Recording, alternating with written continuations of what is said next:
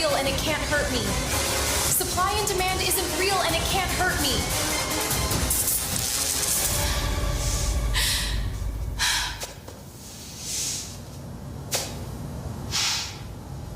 Hello, I'm Thomas Sowell.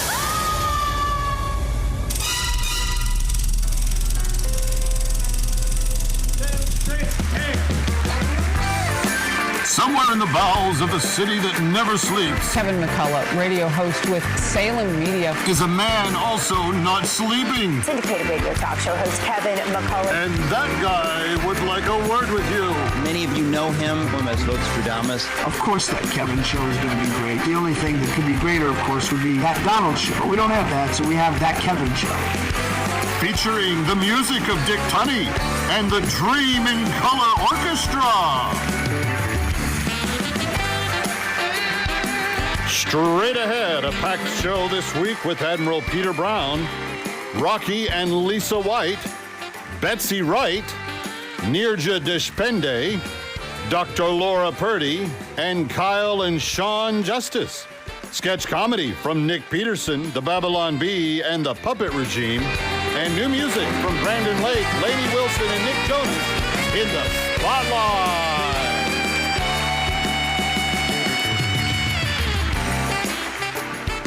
And now from Times Square, where somebody looked at America 250, the 4th of July, England, and the World Cup, and said, perfect. Here's that Kevin.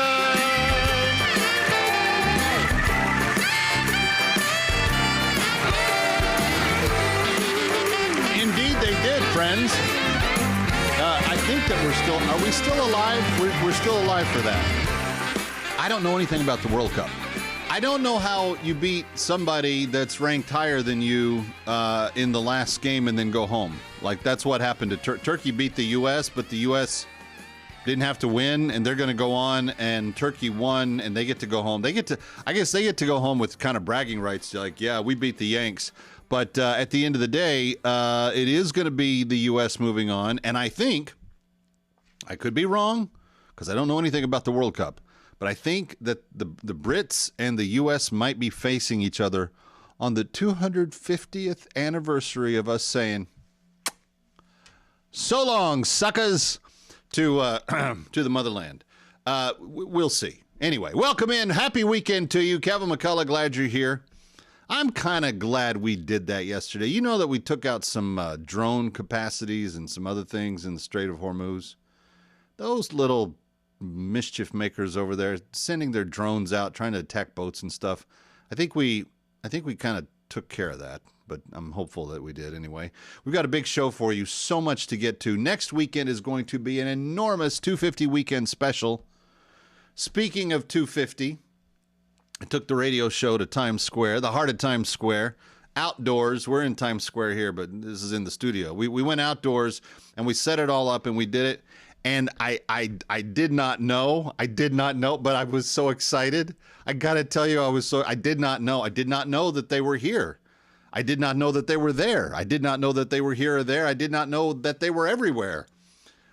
That's my Seussical take on why and how my face and the Dallas Cowboy cheerleaders were in the same place in the same time this week.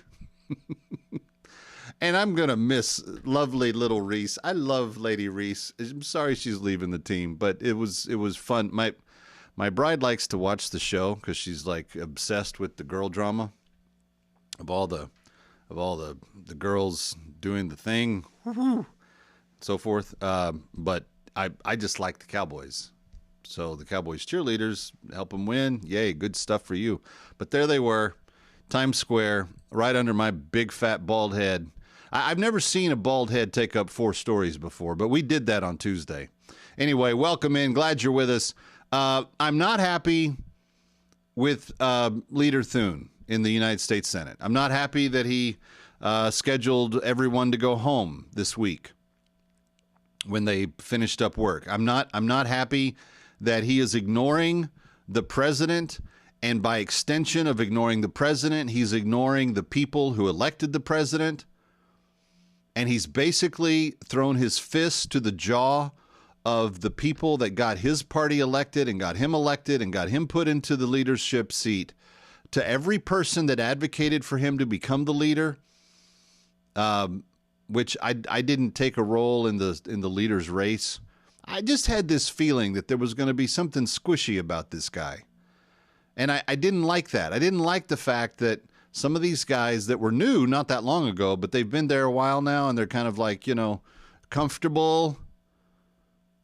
I'm so inordinately disappointed with Leader Thune, because John Thune knows.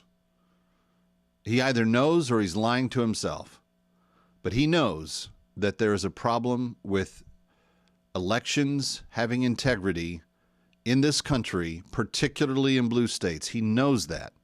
He knows that Spencer Pratt got cheated out of his spot in the mayoral runoff in Los Angeles. He knows that in 2021, Jack Ciattarelli got cheated out of the governorship of New Jersey, because they all do the same thing. Oh, they're counting. Looks like the Republicans going to win. Oh, we'll stop.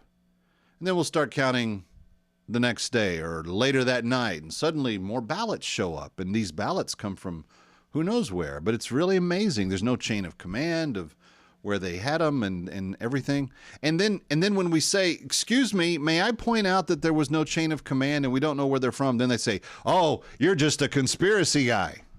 Except that in Georgia, you'll remember in Georgia, where Rudy Giuliani said there's a videotape that shows people rolling in new buckets of ballots after everybody was supposed to go home and be closed, and then they started counting those ballots, and then Rudy Giuliani was punished for having said we have the videotape, and he shows the videotape, and he gets excoriated by the press and the media and the lawyers, and the president calls the Secretary of State in Georgia and says, we're 11,000 points, 11,000 votes difference.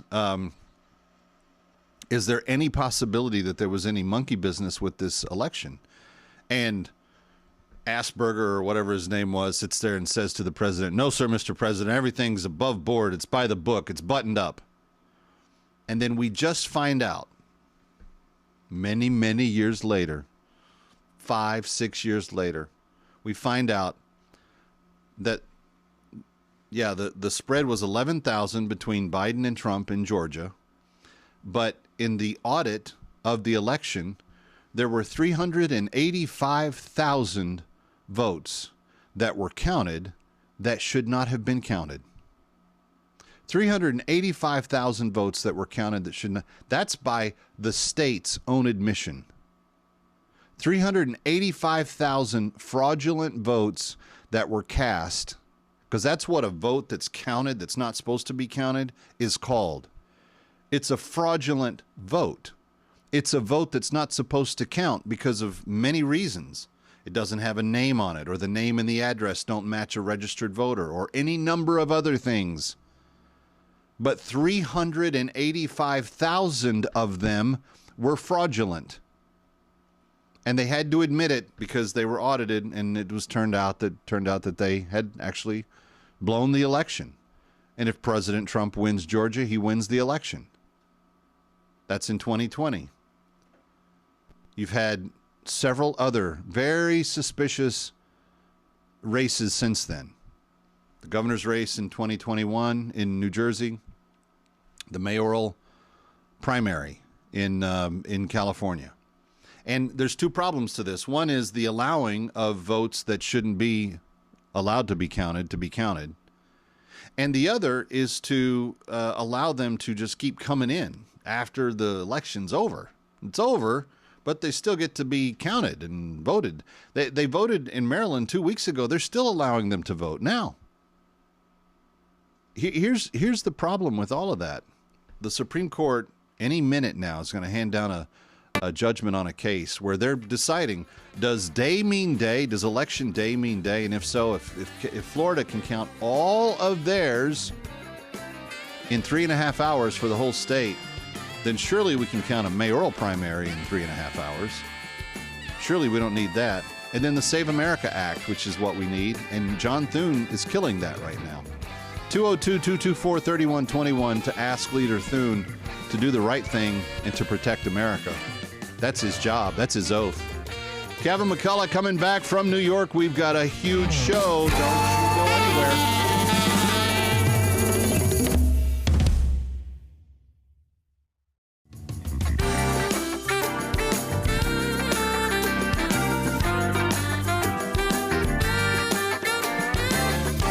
Now, back to That Kevin Show with Kevin McCullough. Welcome back to That Kevin Show, thatkevinshow.com. So glad to have you with us. And we do live in a dangerous day, and we live in a time where negotiations seem to be increasingly frustrating, at least for the United States.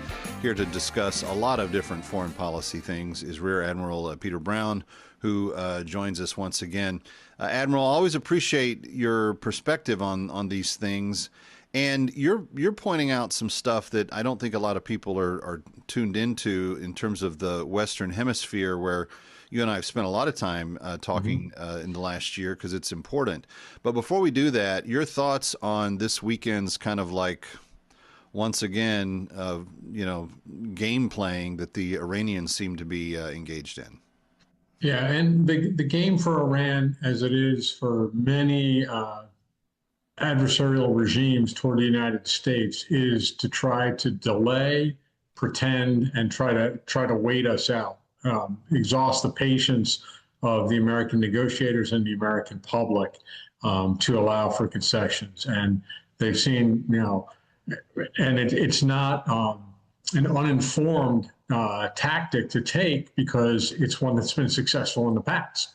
And so whether it's Iran trying to extend the ceasefire so that they can continue to do the things that they want to do, and also get a lifting of the embargo or some aspects of the oil embargo.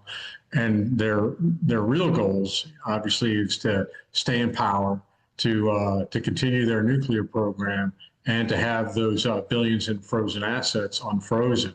And so you can see that they're already achieving some of their goals just by extending the clock here and getting some concessions on the oil embargo. And it's not dissimilar to what's happening in Cuba and even in Venezuela with the Dulce regime.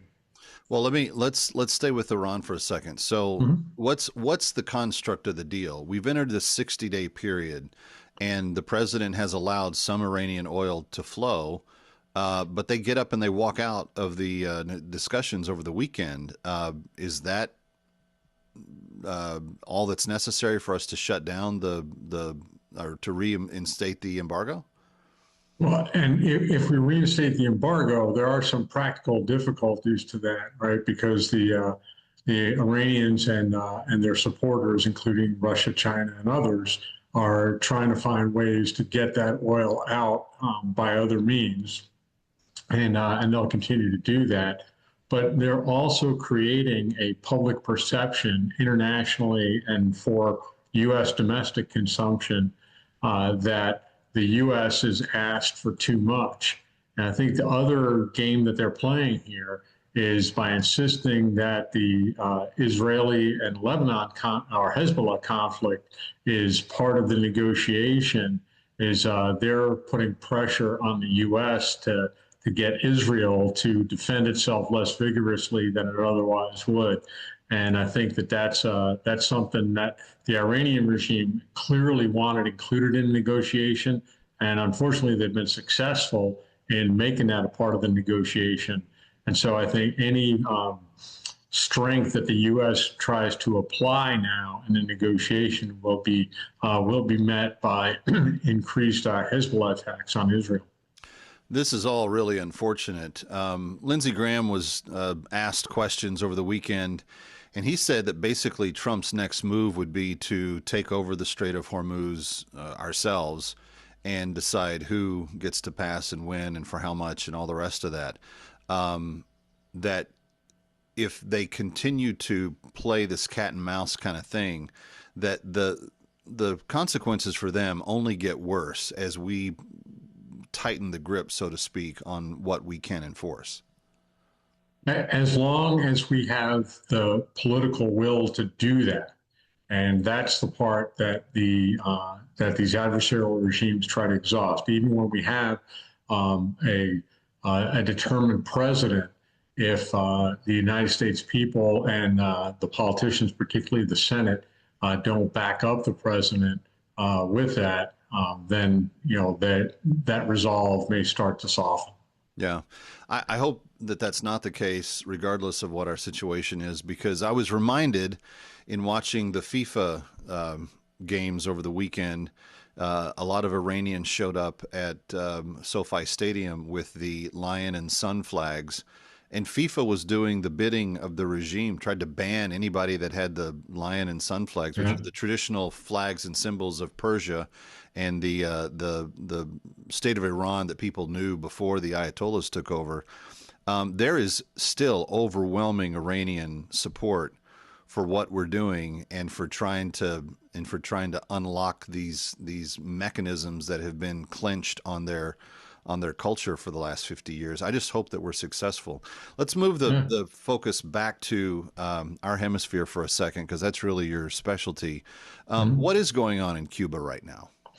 So the National Assembly last week, in a unanimous vote, which is always suspicious to me, it implies that there was no debate, and this was a fait accompli imposed by upper leadership of their regime, Raul Castro himself or Diaz-Canel or others, and like with the Iranian negotiation, in my view, this may be a delaying tactic.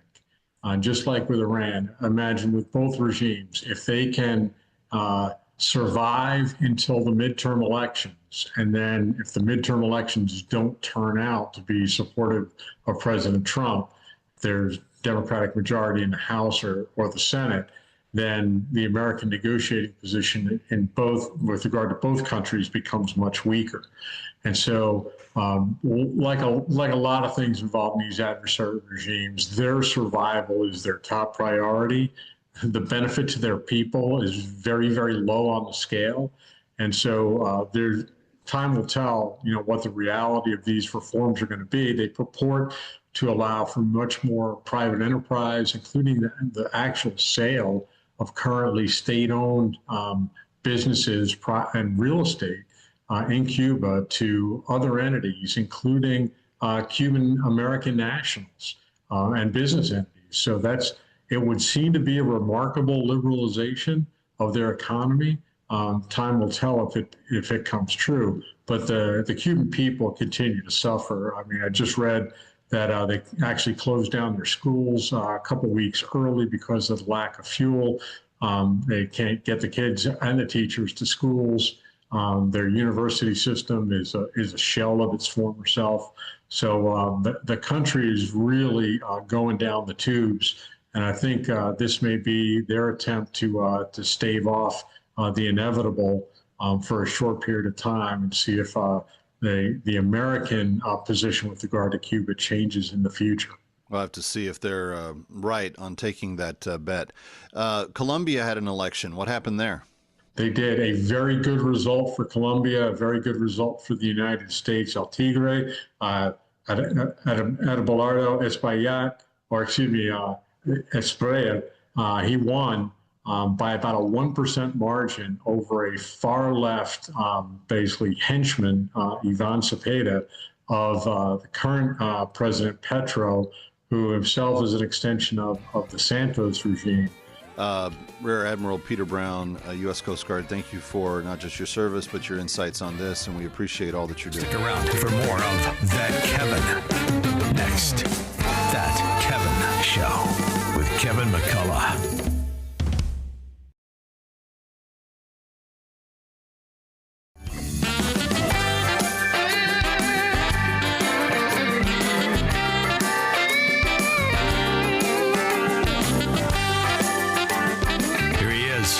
From New York, That Kevin McCullough. Welcome back to Times Square. It's That Kevin Show, and everything we do is at thatkevinshow.com. Easy to find. Just put .com after that and you get there. I've always been a huge fan of everything American. And so when I hear like Dan and Shay this last weekend sing the national anthem with the crowds roaring at the FIFA US Australia game, even though like soccer is not really our thing, it's just something in my heart that's been pumping up. And if you've been reading the newsletter or listening to the show, you know that I am more psyched than anything about America 250 and where we stand in history and what it means and how significant it is. And this moment in history, I feel like, is being used by a lot of different groups to also draw attention to some very important things. So is the case with my next guests, Rocky and Lisa White, who are the co-owners of Airborne Flag and Flagpole Company. And we are excited to talk about one of the new things that they are bringing to the fore called the 1776 Prayer Challenge. Guys, it's good to see you. Thank you for being here. Thank you for having us, Kevin. Thank you, Kevin. Pleasure to be here. Why are you, as flag and flagpole providers and distributors, sellers, why are you worried about prayer in our country around the 250th? I don't know, Kevin. I wouldn't say that we're so worried about prayer, but we think that this is a significant time in our history where prayer is so important that it needs to be recognized. It needs to be lifted up. I believe that God hears our prayers. I know that he does. And I think that on this July the 4th at 4 p.m., if we could all gather together and pray collectively in unison, that I think it will have an incredible impact on our country, our families, our cities, everybody. And so that's why we're pushing this. You gave away a part of the secret sauce there. I was going to get to the what do we do when, and we'll visit that in full in just a second. But I guess maybe worried was the wrong word. But Lisa, do you feel like America, even though we've now been here for 250 years, is in more need of prayer maybe now than we've ever needed it before? I do believe that. I believe that our country has truly drifted from what God expects of us, his people. Just so much chaos, so much division, the wars that are going on right now. And yes, I believe that we are at a crucial point in time that prayer is so needed. Well, and when we talk about this, I mean, I've been doing a lot of revisiting of the founding fathers and biographies and documentaries. I've just been flooding my brain with it over the last few months. I think some people think we're more divided and separated and angry with each other than we've ever been. But if you go all the way back to the founding, I mean, we're not caning people in the Congress anymore. I mean, we've made some progress along the way, or so it seems. But I guess, Rocky, one of the things that I would observe is that when we do have disagreements now, it is in ways that I think are more spiritually divisive than ever. And maybe I say that because I live in New York and we have a radical Marxist Islamic radical running our city as the mayor. But I feel like there's more tension and intentionality about the division now in ways that I've not felt in the past. I just sense that the enemy is more present than I can recall. It just seems like he is, just really trying to divide us in so many different ways. And we have to recognize that the enemy is real, and just the spiritual battles that are going on. And why does prayer make a difference? I guess for the skeptics that may be listening and they're going, well, okay, so that's all true, but why prayer? Well, in Second Chronicles 7:14, where it says, if my people who are called by my name will humble themselves and pray and seek my face and turn from their wicked ways, then I will hear from heaven and I will forgive their sin and heal their land. I mean, this is a promise of God. He's shown us what to do to turn this thing around. But there's some other things attached to it too, like abandoning sin. So it's like, does prayer help soften the heart and bring about repentance in ways that maybe other things don't? Definitely, definitely. We know that only God can change a man's heart by the power of the Holy Spirit.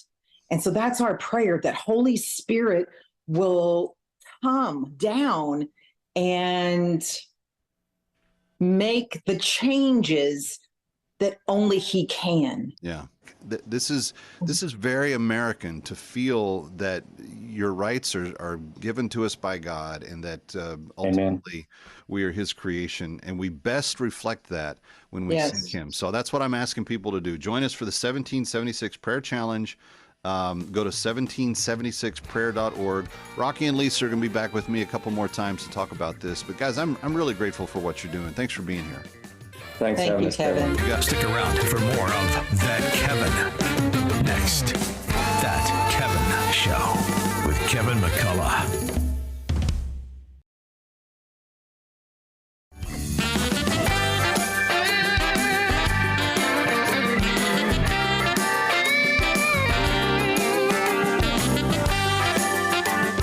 Here he is from New York. That Kevin McCullough. Welcome back. Kevin McCullough, glad to have you with us. It's That Kevin Show. ThatKevinShow.com is my website. And thank you, because in the month of May, you came to the site more than you ever have in the history of the site.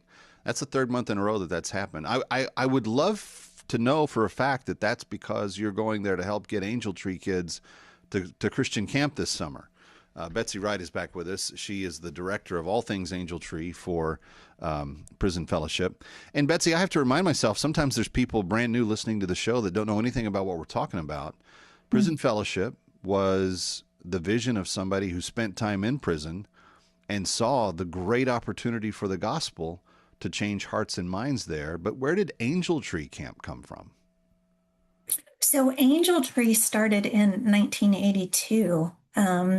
As it was a continued ministry to those who are incarcerated, because there were moms in prison who love their kids, miss their kids. The kids are missing their moms. And so they were like trying to find something at Christmas time to get, whether it was something from the commissary, like toothpaste or socks or anything that they could give their child to know, hey, mom loves you. Mom has not forgotten you. Right. And so that grew into a ministry where incarcerated men and women can sign up their kids to receive a gift on their behalf to say, hey, I love you. I haven't forgotten you. And that's where that's at Christmas time. Yeah. And so that's where Angel Tree started. And then we said, we don't want to just do something at Christmas. We want to connect with them year round. And so Angel Tree Camping came about. And it is the most spiritually impactful thing that we do in the Angel Tree space, because you get kids out of their environments. You have them 5 days, and there are no electronics. They're in nature. So, there's not a lot of distractions. They're out in God's creation, and you are just pouring into them and loving on them and sharing the gospel with them 24/7 for those 5 days. And that changes lives when you have that intense focus just completely on those kids and loving on those kids and being a light. Again, for someone who may be just tuning in, they may be a little bit cynical and say, oh, come on, Betsy, having, 5 days in nature doesn't really change anything for a kid. He's just going to go back to the same environment he just came from. What do you say to those people? You have to show them there's something different. Like you're gonna follow in what you know. And so if what you know is gangs in your community and in your family, you're going to follow in that pathway. And until we can introduce them into a new way of doing things, a new way of doing life, a new way of relating to the people around you and the world around you, they're going to stay the same until we introduce something that says, hey, let's look at a new way. Let's look at a different path. Yeah. And that is so impactful. And we can't just sit back and just say, oh, they're going to follow in their dad's footsteps. No, we can be a change agent. Yeah. Well, and what I love about this, and I don't think a lot of people understand, is that prison fellowships on the inside of prison, witnessing, discipling, getting people to study the Bible, getting them to understand their relationship with God, working hard at bringing about a redemptive relationship between the prisoner and Jesus Christ. And as they go through this program, they are studying Scripture, and many of them come to faith.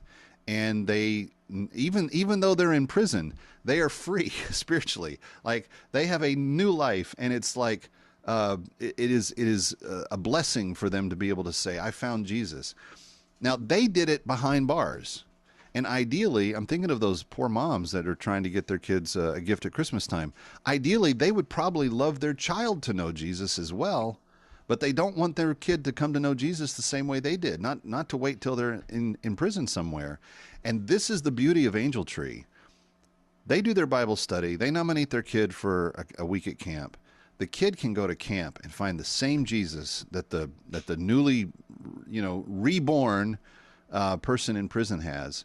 And they don't have to do the prison thing to find or know that Jesus. And they can share a love for the same God, for the same Savior, at kind of different, ends of the spectrum, and yet have something so deeply, deeply personal in common. And that's the beauty. I think that's the beauty, because it's not just getting people saved. It's also bringing families back together. I know that's a big emphasis for Angel Tree, is to help unite the heart of that parent back to the heart of that child. It's all about restoration, restoring the broken to our Heavenly Father, but restoring families and restoring children to their parents, restoring families to the heart of God. We so focus on working alongside the local church and surrounding these families with godly community, to walk beside them and to say, hey, we see you and we care. Because so many times these families feel unseen because of the shame attached and the stigma attached to incarceration. And so when you can interject into those lives through camp that we're doing and saying, hey, we all make mistakes. We serve a God of second chances, and your parent gets a second chance, and we want you to have a second chance at a different way of doing things, at knowing our Creator and our Father and finding hope in Him. Friends, I want you to know that for $200, you can give a week of camp to one of these kids. And if you were to try to send a kid to a Christian camp, not through Angel Tree, but just your own kid, if you're in the tri-state area where I live, that's going to be $500 to $1,000 per child. Because of the way Angel Tree works with these camps, many of them are, in fact, Christian camps that do other Christian camp programs. Some of them aren't, but some of them are. And they have admittedly said, this is a great thing. We want to help defray some of that cost. Prison Fellowship and Angel Tree are heavily invested in making sure that the people have the right training and that the right people are there to counsel them. Many of the counselors are former Angel Tree campers themselves. There's just so many good things about this. And there's so many people that have skin in the game, because the heart of that child is the future of our country. The heart of that child is the future of a community. The heart of that child is the future of a family. And we want to break the cycles of everything that's dysfunctional and wrong. And we want to say, hey, no, God has a better plan for you, and introduce them to that. Stick around for more of That Kevin. Next, That Kevin Show with Kevin McCullough. Welcome back to That Kevin Show. Here's Brandon Lake and Nick Jonas. Picked up the book for the first time in ages. Still wash me clean with the dust on the pages. My life is a story I struggle to write. Is it one worth telling? Is it one you like? So who am I? Who am I? Am I just a poor preacher's prodigal son? A troubled child, running wild, chasing the glory instead of the one who says that even I, have something still left to offer. So who am I to question the pen in the hands of the author? Like good story you learn from the loss. And I lost the plot every time I played God. I live in a moment you already wrote. It's proof that I'm someone, yeah, someone you love. Oh, so who am I? Who am I? Am I just a poor preacher's prodigal son? A troubled child, running wild, chasing glory instead of the one who says that I'm always alive. There's something still left to offer. So who am I? Who am I? To question the pen in the hands of the author. I see trauma, I see worthless. You see something you can work with. I see weakness, I see failure.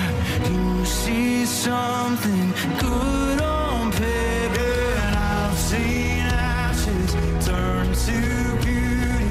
I felt heaven working through me. I've seen panic turn to power. Felt your peace in my darkest hour. What grace is this? Call me by name. Forgives me again and again and again. What grace is this? Lost down my shame. Forgives me again and again and again and again and again. So who am I? God, who am I? Am I just a poor preacher's prodigal son? A troubled child, still running wild, chasing glory instead of one who says that I'm even alive. There's something still left to offer. So who am I? Who am I? To question the pen in the hands of the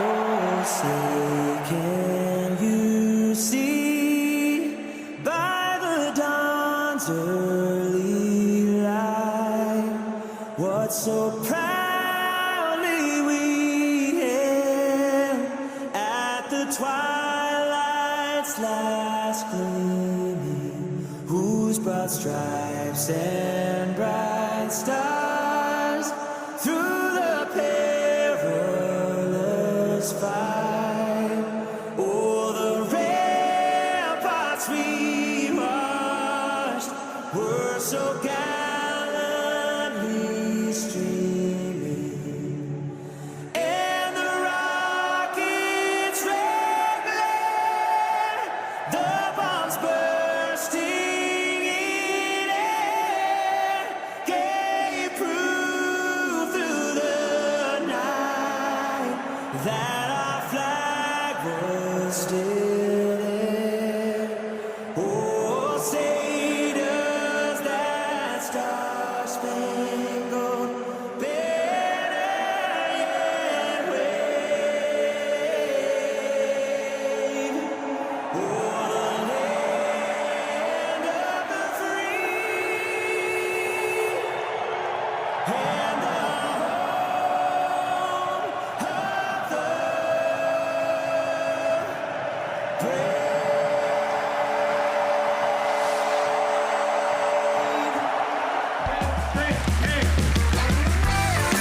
Somewhere in the bowels of a city that never sleeps Kevin McCullough, radio host with Salem Media. is a man also not sleeping. Syndicated radio talk show host Kevin McCullough. And that guy would like a word with you.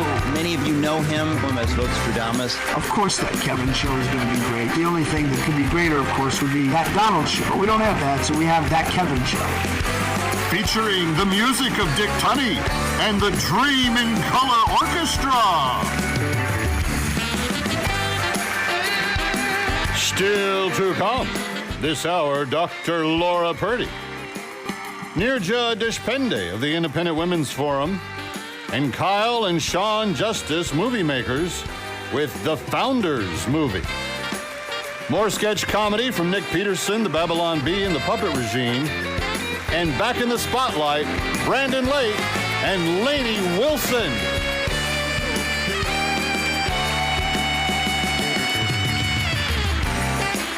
And now from Times Square, where 250 years after the Declaration of Independence was scheduled, we've got the rematch. Here's That Kevin!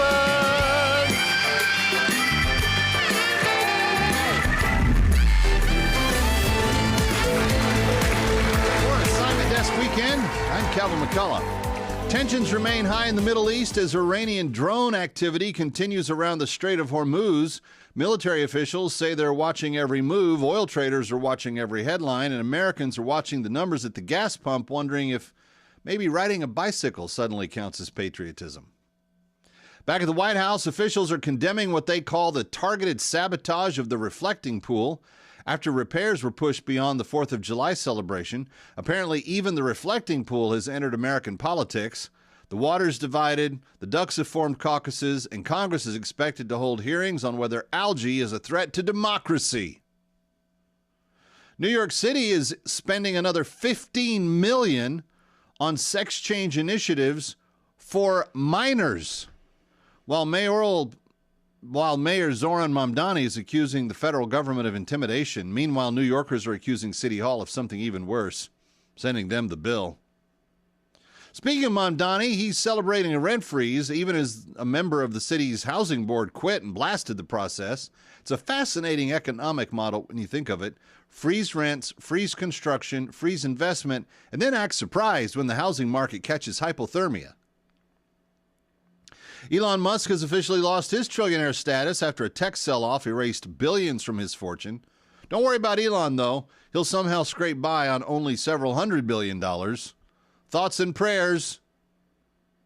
Meanwhile, Dell shareholders have approved moving the company's legal home from Delaware to Texas. Delaware responded by saying, wait, companies can leave?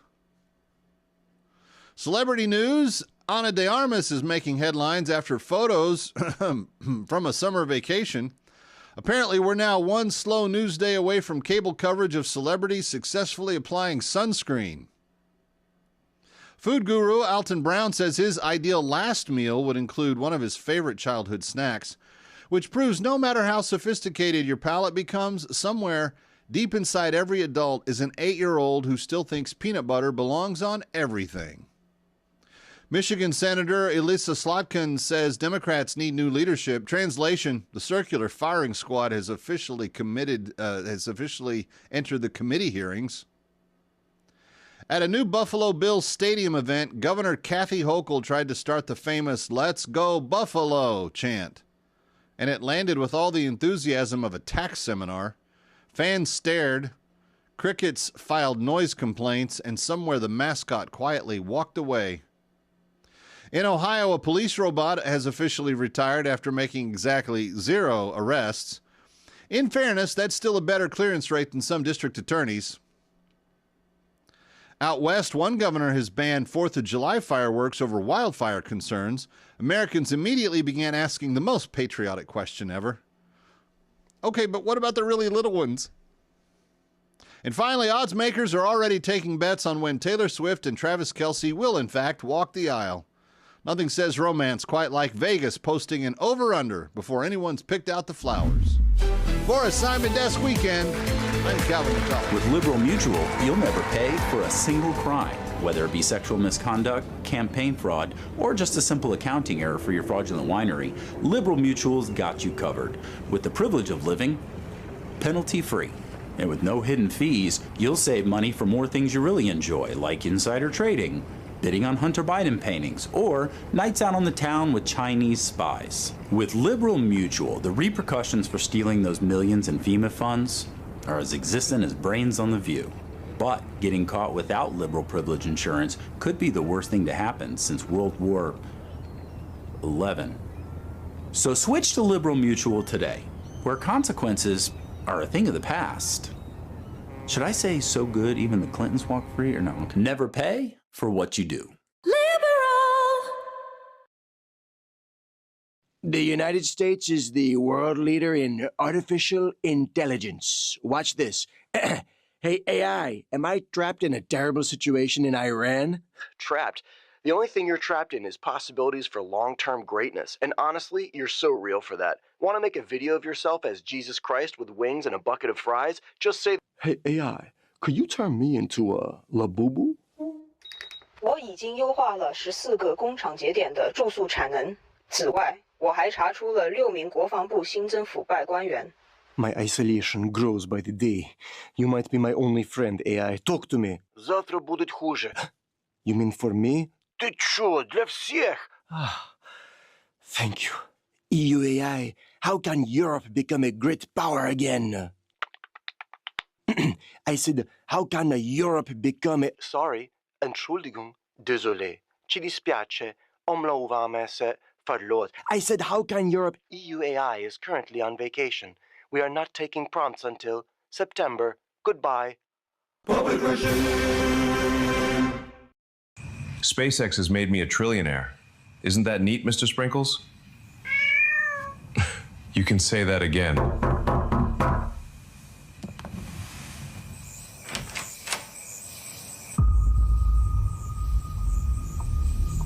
Do you need something? I hear you have $1 trillion.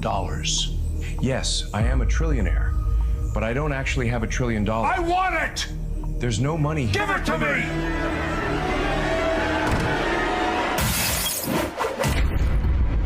Hand over the trillion, paleface! Come back with my money!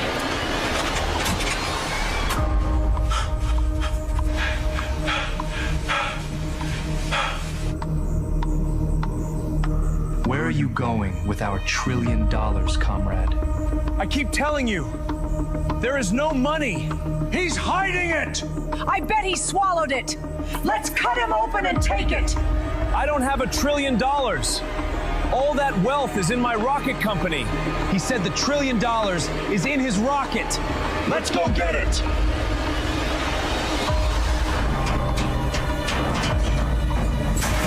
Let's start smashing stuff until we find the trillion!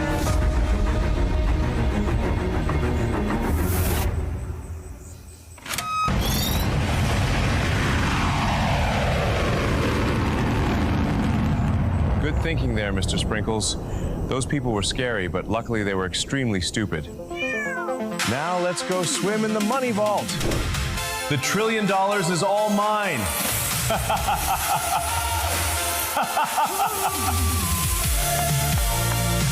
You left your name on my phone.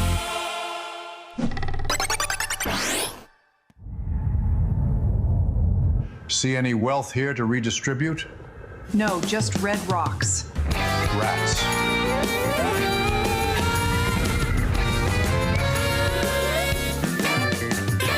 Ready or not, we'll be right back.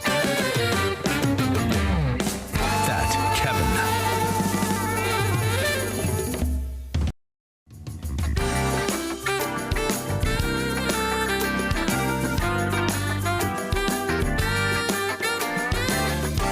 Now, back to That Kevin Show with Kevin McCullough. Welcome back. It's That Kevin Show, thatkevinshow.com. Back in the studio today. Yesterday we were in Times Square celebrating America 250, blasting to the world 399, 400 affiliates globally saying America's great and here's all the reasons why and happy birthday, America. But we're back in the studio today and we're going to have continued celebrations of that as we go by. So don't worry. We're not counting it as over yet. But I am excited to tell you that we have just launched a brand new partnership with my next guest, Dr. Laura Purdy, who's been a contributor on Wellness Wednesday here with Kevin McCullough for a long time. And now we're going to get to tell you about the great things that Swell Medical is doing. That is her company. And Dr. Laura Purdy, it is always great to see your Purdy face. Thanks for being here. Hey, Kevin, great to see you. And I echo that. Happy birthday, America. I love a good play on words. And yes, happy birthday to the greatest country ever. Couple of breaking news things today I want to get your thoughts on. There was a possibility that this judge was going to do this, but a regional court has said to the Trump administration, nope, you can't limit SNAP benefits and ban the following: sugary soft drinks, candy, and energy drinks, amongst a handful of other items. But basically, junk food can't be something that you spend SNAP benefits on. And the interesting thing about this development is that it is a judge that President Obama appointed. And if you'll remember, Michelle Obama was very much on let's get people eating healthier food kicks, et cetera, et cetera.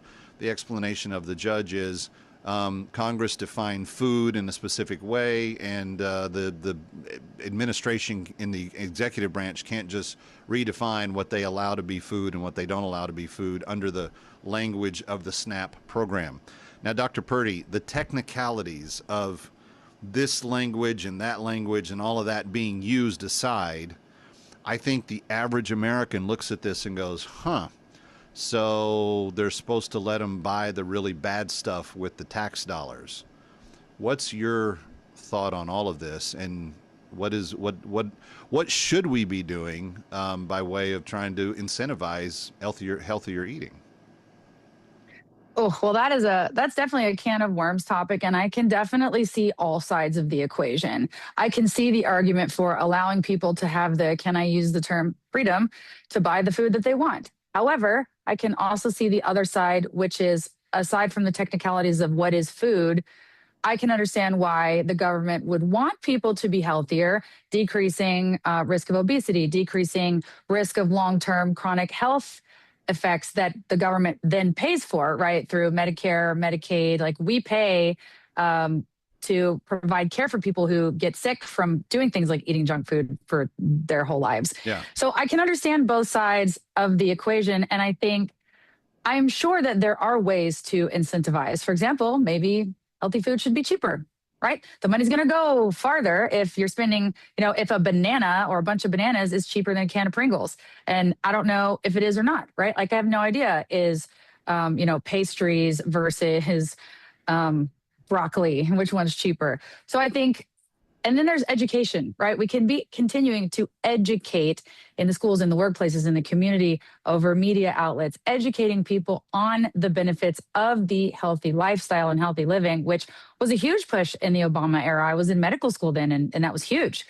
In DC, it was everywhere. So have the programs been kept up? I don't know. I can definitely see both sides of the equation, but I do think that there is room there to maybe incentivize people to be a little healthier. Well, I don't think there's any doubt that Trump won in 24 largely because the Mahas, Make America Healthy Again moms, came out in large numbers and liked the idea of incentivizing healthier society all the way around. So we've gotten rid of food dyes. We've done a couple of other things that I think, nonpartisan issues that are kind of universally loved. But since you're the medical expert here, let's talk about this for a second.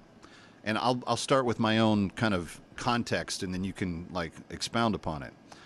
In 1985, I was 15. My mother gets diagnosed with stage 4 breast cancer. She was maybe 5'8" and all of 110 pounds soaking wet. So her body was not really ideally meant for chemo or for radiation. She was extremely thin, and she had a blood sugar issue, and there were some other things. And she just, as a patient, just felt like that was not the way she wanted to go. So what she did is she just plowed herself into nutritional reading. She got us off white sugar. She got us off white flour. We were putting raw honey on things. We were doing all the stuff at the time that she could find to make our diet, and her diet by extension, a healthier one. And she was given about 6 months to live. She lived another 2.5 years. I think some of the things that she did actually did end up contributing to extending her life. But she certainly helped the rest of us in the family have a healthier foundation of our understanding of diet and so forth for that period of time. And I carried some of that with me as I graduated high school the year after she died, and then into college and beyond. To this day, I know that I shouldn't eat a lot of white sugar, because I know that for me and my family's kind of history of blood sugars, that's a really bad thing for me. It can really spike a lot of problems, and there's a lot of bad things that I don't want to have happen because of it. So I'm aware, and I try to make a responsible choice on all of that. But for people that aren't initiated, what does a life of junk food? And my mom thought back, she was like, I remember coming home from school every day and having a candy bar and a Coke. Now, I'm not saying that's what gave her breast cancer, but the idea that we need to be more nutritious in our choices, what kind of benefit does that do for our bodies? Just give us Nutrition 101. Oh, there's so many long-term benefits that have been shown: decreased risk of cancer, decreased risk of obesity, definitely decreased risk of heart attack, stroke, which we call that cardiovascular mortality, and probably even more than that. But the problem is incentivizing people, right? How do you incentivize people? And maybe there's a middle ground, but we know that when people have healthier diets, think about blue zones. You know about blue zones in the world? Yes. Where Explain there's it, though, a for people lifestyle. Explain it for people that are just joining us, because this is a fascinating topic. Blue zones. So there are these, and I'm paraphrasing here because it's been a minute since I looked at it, but there are these communities, like zip codes, across the world. Like I know one of them is in Italy, one of them's in Loma Linda, California, of all places. And there's maybe 6 or so of them, single digit, throughout the world, where people live longer and they also live healthier because they live really healthy lifestyles. Some of them are in the Mediterranean. I think there's one in Japan and one is in Loma Linda, California. That happens to be the one that I know. And they live in communities where things like walking, fresh food availability, like access to food that is healthier, and walking to places, being physically active, not driving everywhere, not living sedentary lifestyle. It's actually not just on the individual level, but it's on the community level at all. And it has become the lifestyle of the community, so much so that if you look at how long they live and how sick they are over the course of their life, it's such a remarkable difference compared to every other place in the entire world that they get called something special, which is a blue zone. So that right there should tell you a lot. And they still do things like ingest a little bit of alcohol. There is still some sort level of like social smoking in some of these communities. But despite all that, because the rest of their lifestyle is so much healthier at the community level, they're living longer and staying healthier. Stick around for more of That Kevin. Next, That Kevin Show with Kevin McCullough.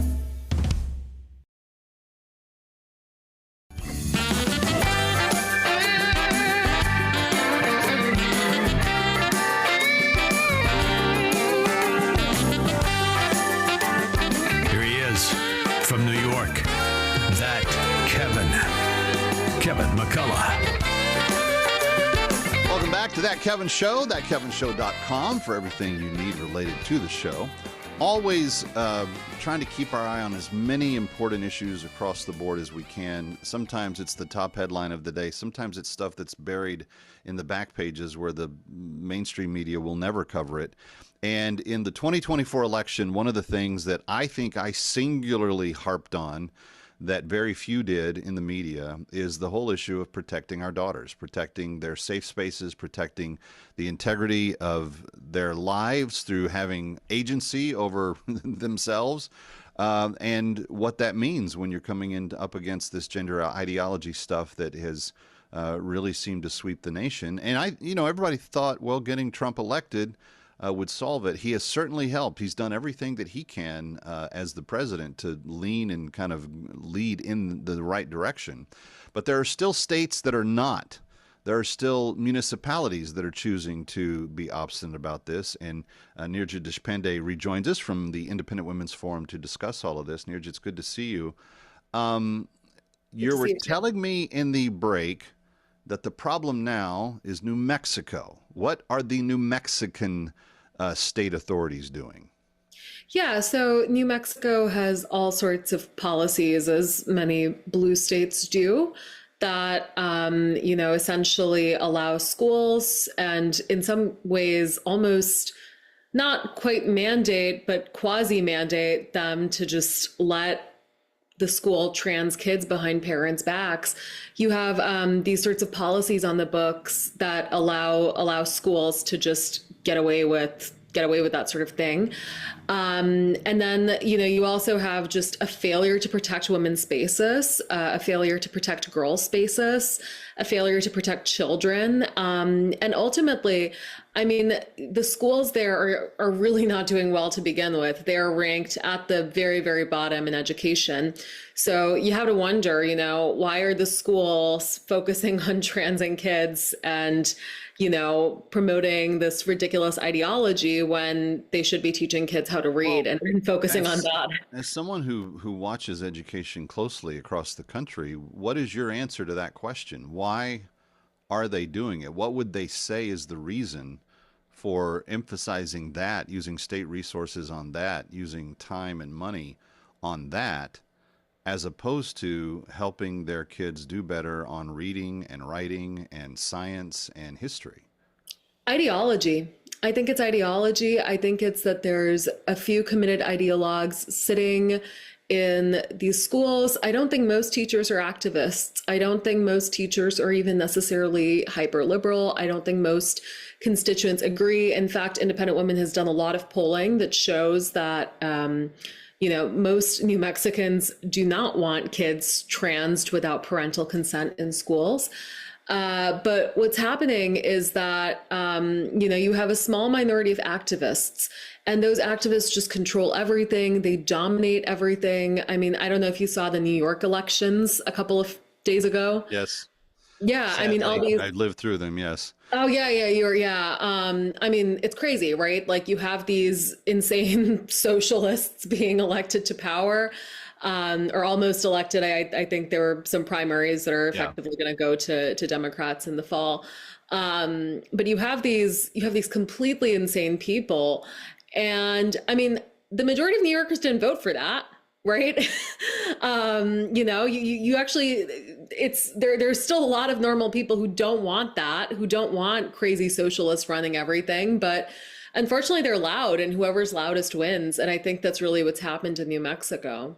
Well, let's talk about how we fix this, because if the goal is to protect women and make things safe, and the president has issued his executive orders and he's declared what he can declare from the executive branch, it seems like there's some other necessary federal action or state actions that need to be taken. And what is Independent Women advocating for in a situation like New Mexico that's just running rogue over everything else? Yeah. So, I mean, insofar as these schools are violating, Title IX by, say, allowing boys into girls' bathrooms or anything, those can be civil rights complaints.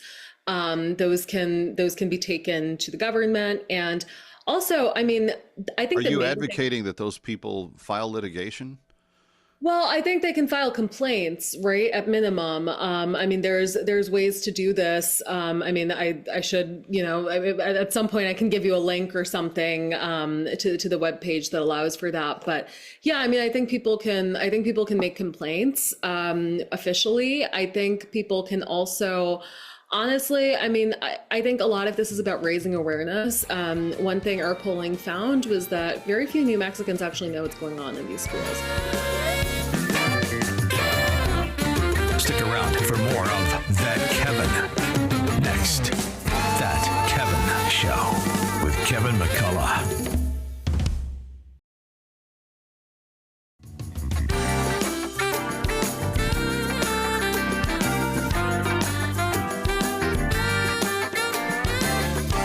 Now, back to That Kevin Show with Kevin McCullough. Welcome back to Times Square. It's Kevin McCullough. It's That Kevin Show. Glad you're with us. I like to keep you apprised of all things that are family-friendly and educational. And one of the things that I've been doing like an addict this summer is watching historical, biographical documentaries. I've watched 2 or 3 things on Washington. Of course, I've watched things on Hamilton and Jefferson and the Founding Fathers. Several of the presidents I hadn't watched anything on before: Franklin Delano Roosevelt, Teddy Roosevelt. a number of others in just the last few recent weeks. Because in celebrating America 250, it's not just the founding; it's also what's happened since then. But some good friends of ours have decided they're also going to tell more in-depth detail about the founders and how the country came to be. Kyle Justice and Sean Justice are brothers, but they are part of two different media companies, Compel Media and Justice Pictures, and they join us with a very, very cool idea called The Founders Movie. If you read my column or newsletter, you've already seen some ads for this floating around. But Kyle and Sean, welcome. It's good to have you at That Kevin Show.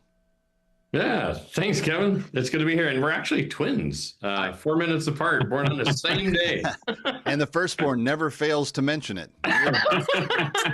1 minute older than you.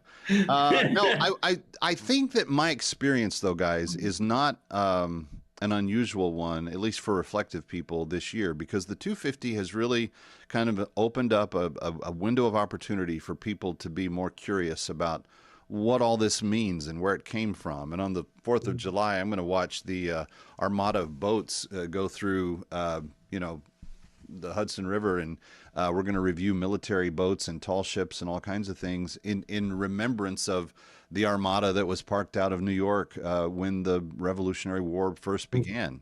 This is we stand on the shoulders of greatness and of a history that was unlike anything else in the world. What was your personal motivation for creating the Founders movie? You know, Kevin, our history is really amazing, and how God helped bring it about. You know, divine intervention is all over the place, with Washington, with our whole... And he never failed to note it, by the way, as well. He always took note of that and made that a prominent part of what he discussed. Very much so. But even before the revolution, the Great Awakening that happened here in our country, it really provided a bed of liberty, I guess you might say. And so, when the British really decided they were going to hone down on the colonies and get them in the line, it was that sense of freedom and liberty. And as far as this project, in the last year or so, I've been working on another documentary called By Dawn's Early Light, in connection with Vince Haley at the Domestic Policy Council at the White House.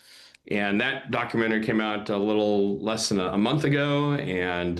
But through that, that whole documentary is about our freedoms being encroached on by very liberal, very strong leadership to really put out Christianity and our history of our country. And so when working with Salem Media on the distribution of that, the gentleman that I work with there, he was like, what do you think about a whole series on the founders or a movie? And I had been doing some work in AI. Sean, my twin brother, has been doing work in AI. And it's like, boy, putting together like a docudrama where we're interviewing the founders based upon their writings, based upon different history and historians. And the amazing thing about AI right now is that it's getting far enough. You can't necessarily produce entire feature films with it, but the idea of a docudrama where you're interviewing and then you're recreating scenes from battles to, the debates in Continental Congress to, what families were facing. And I came to Sean and I said, Sean, what do you think? And he's like, yeah, let's do that. And so, we started the Founders Project, and, part of the thing is we, the people, is so ingrained in us, in the Constitution. And so many people don't know about some of the history and the different documents and the positions and the struggles that happened with the founders, that we wanted to communicate that. And so that started this process. And we put together a crowdfunding page to be able to bring in people to say, hey, I'm going to be a part of this. And, we, the people, want to tell this story. Civics is, and, history and education, there's this whole new development of recreating it. And it's like, no, we want to tell the original history and what were the intent, of the founders, and how can we be inspired today with what they stood up for. Sean, you've got a long history of production and direction and feature films and so forth. What is it about this project that personally connects with you and motivates you to see to it that we hear this story of the founders, maybe in a new way than they've ever been told before? Well, yeah, the beautiful thing about using the new tools that are out there is, most of the films I've done are low budget or ultra low budget, faith-based features. And, you're always limited by your vision's always limited by your budget. So you have, 200 men marching or whatever. And you're like, okay, we had, 200 people in a church, for instance. I had a scene where I literally had to, focus my camera on just a little part and then move everybody over and shoot, let's mix them up. But with this new technology, our vision becomes of a battle of within Independence Hall, where, the men debating and stuff. It becomes very much exactly what we imagine. So to me, as a filmmaker, it's very exciting to use the new tools to really bring to life what happened at the time without being limited by budget or, by how many people you can get together. You can just say, hey, program in, 10 people and they're, arguing or debating, and then you give them lines and the vision that you have comes to life in a way like we haven't been able to do as independent filmmakers ever. We're speaking with Kyle and Sean Justice, twins that are serving as producers and directors of the new film called The Founders. Stick around for more of That Kevin. Next, That Kevin Show with Kevin McCullough.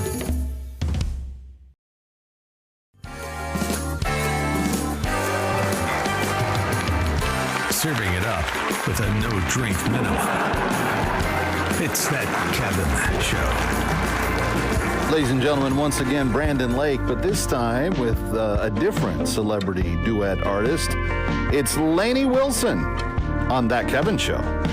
I was told he was angry and he hated the music up too loud. I was told he would save me if I showed up to church and I shut my mouth.